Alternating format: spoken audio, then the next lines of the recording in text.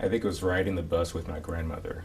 She took it often, and I realized there was a need for more investment in public transportation. So it led to a life of political persuasion, and I began to learn that data can help us persuade people to invest more in public transportation.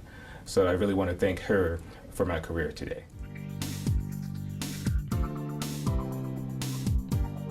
I have a really big interest in making government more efficient and effective for the taxpayer.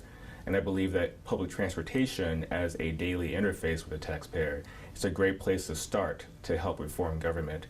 And public transportation as an industry could become a model for how to reform the whole entire government.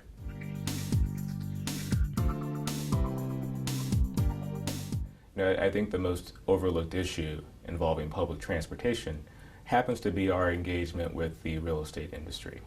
Now that might be surprising because we've been very involved with them. They've been very engaged in a lot of places. But what I'm talking about is the level of education going beyond the more sophisticated players and getting down to those mom and pop owned businesses. That really is the heart and soul of that industry, the real estate industry. And getting them to be more engaged in political campaigns, more involved in election campaigns to make sure we elect people who care about public transportation because they have a fundamental understanding that is extraordinarily important to their bottom line.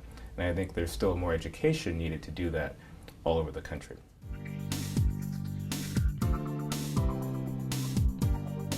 So one thing that I think is interesting about me that I value and hold dear is that I was the first openly gay person elected to my student government at UCLA. I was the former chair of the gay and lesbian group. It was on all my literature. I was endorsed by the paper and had a lot of support across the board, and this was back in the 1990s. So it was something that I deeply value and still hold today, that I could have that level of involvement.